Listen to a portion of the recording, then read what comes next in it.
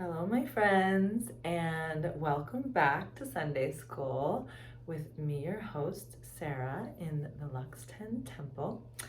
And we're here to get straight into your reading about how you personally can cultivate your own version of heaven upon earth, okay? So living upon this earth now, I think we can all clearly relate to the idea of paradise lost, and we are here to rediscover paradise within ourselves and within our capability to co-create our reality from a place of love and the higher mind connecting down into the earth matrix of solid matter.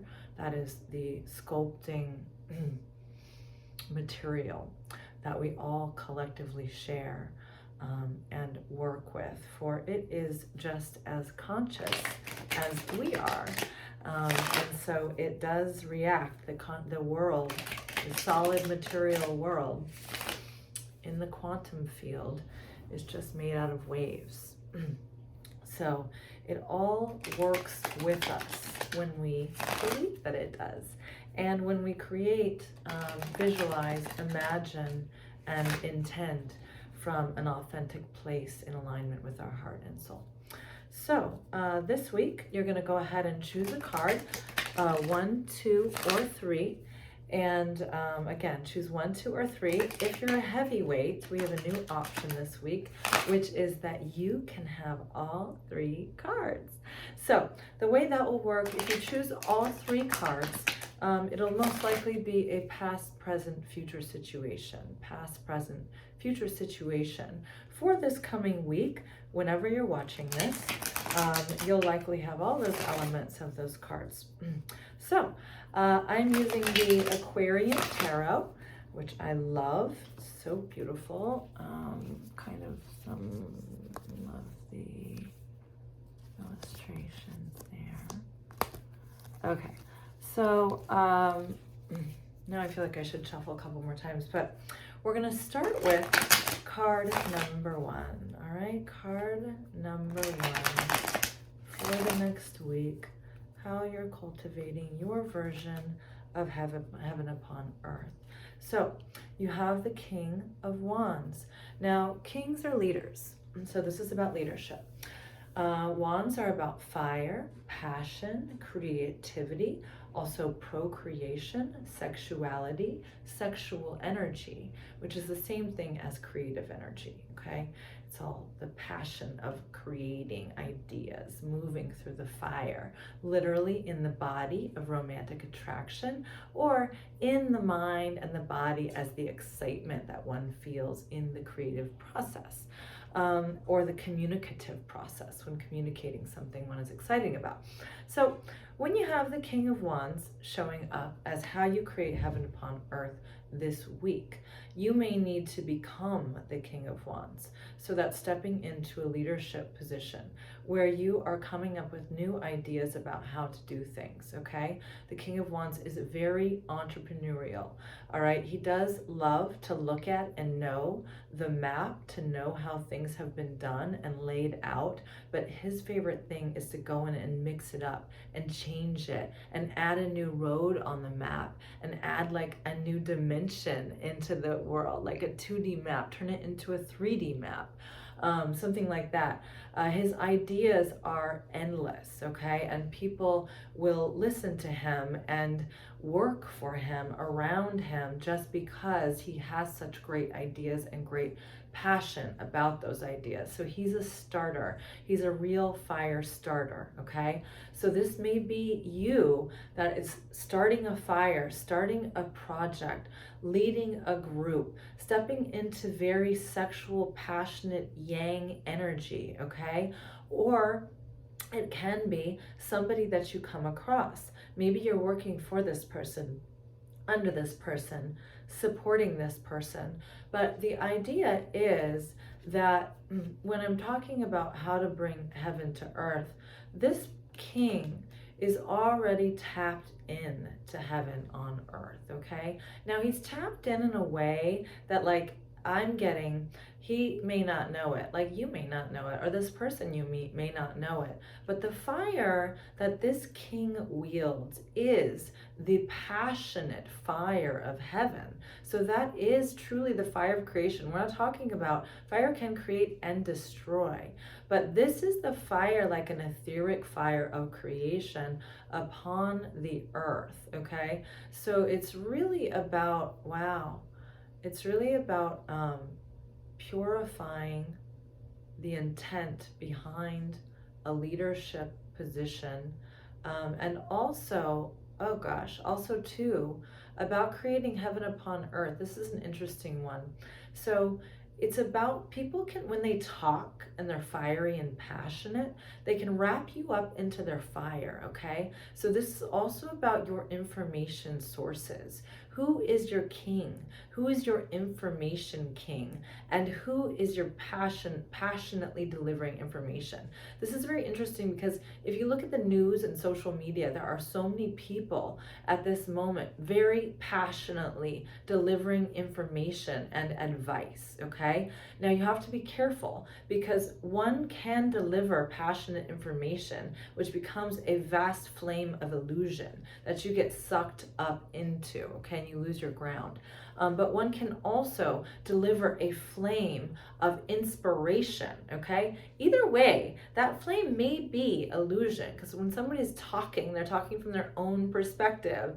And so that's their truth, okay? It can't be your truth because it's their truth. Maybe there's some overlap, but truth is always subjective, okay? So basically, this is about choosing whose passionate expression aligns with what you think is heavenly, okay? What you think is beautiful, what makes you feel inspiration, what makes you feel drive to be here and to co-create, to plant seeds as well, or to be on a team, shared vision, okay? So really, really pay attention to what is the inspiration? How are you creating inspiration? If you are a leader, what are you saying that inspires? So keep your fire burning bright. Keep your fire burning bright and align yourself with that bright fire which exists within your own heart.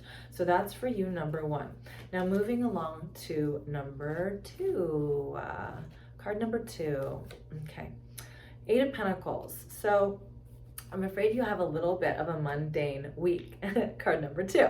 Now, the good news is that you can do it. It's not hard. But this is where you just buckle down and you focus on the work that you're given. You focus on being kind of a worker bee. This is the need of repetitive action. This can also oftentimes be when you're learning something, you're studying something, you're getting better at something, maybe you're working under somebody, but this is also the card of the intern or the student or the entry-level worker, or somebody who is just having to use hammering out these cards. So focus on the work, focus on the work, okay? And so for A and B, so how the two would go together, that would be the creative fire, which sparks the vision, and then coming down into the details with this card, card number 2. And what is what things need to be flushed out, okay? What details need to be flushed out? This can be going over plans if you're getting something started, but really it's stuff it's about details, and it's about being able to really focus in on the close-up, sort of a myopic focused version of the work. So it's one thing at a time as well. Don't get carried away by the big picture right now. This week for you is going to be about doing the small details, catching up on the small details, getting better at your craft, mastering your craft, and also responsibility with finances this week. Responsibility and being somewhat frugal with finances this week as well. Okay, moving right along to card number 3. Card number 3 is the Queen of Pentacles reversed, okay? What a fine, interesting balance between the 3 cards. So I'm just going to stick with the first one, with people who chose number 3. Queen of Pentacles reversed. So that's about concern about the money and the details. Now this is when Queen of Pentacles really gets carried away with looking too far into the future and trying to calculate her security, Now, part of the idea of bringing heaven to earth is we have to cultivate trust. We have to cultivate a trust with our environment, with our physical environment. You know, a lot of people in the New Age, metaphysical world, spiritual world, will say trust in the divine, trust in the divine guidance.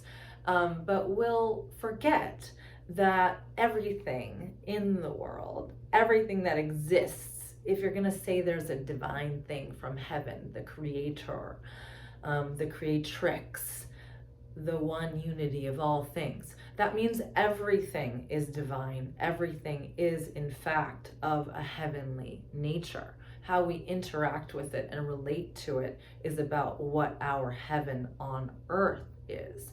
So with the Queen of Pentacles reversed, you've got a real need to trust in the divinity of the world of abundance, of the flow of finance, of the current of finance. So this is about readjusting your relationship with money and to understand that money is not a locked down thing held in the hands of a few, as the world at large would show you that it is. What money actually is, this is talking about money here, a symbol. It's a symbol and it's a currency. It's a symbol and it's a currency.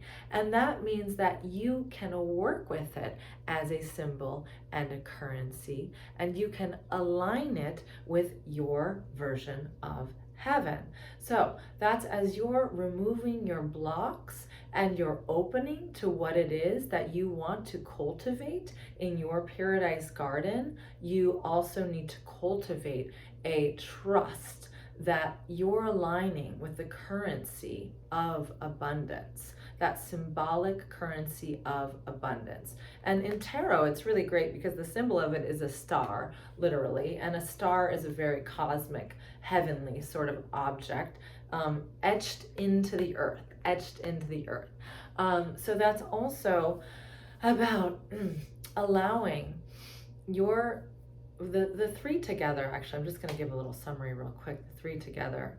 I'm going to fine tune this summary thing versus card 1, 2, and 3 because I feel like it's getting a little messy. But the summary is about this passion idea that takes a lot of work to accomplish. And then it takes, in addition to the work to accomplish, it also takes releasing preconceived notions about what is allowed for you. And I'm going to also say that ultimately for card number 3, who picked 3, it's ultimately about releasing your preconceived notions about the flow of abundance and the limitations that you may have with the flow of abundance. So allow the infinite current, which is heaven, to flow into earth in terms of your understanding of the financial current. Okay, thank you guys so much for watching with me. Let's see here.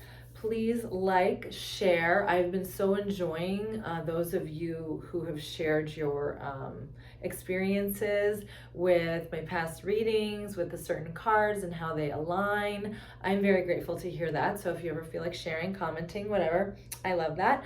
And if you would like to contact me for a reading or a distance Reiki healing, or if you happen to be in Hudson, New York, or upstate New York, we can do it in person. DM me probably right now.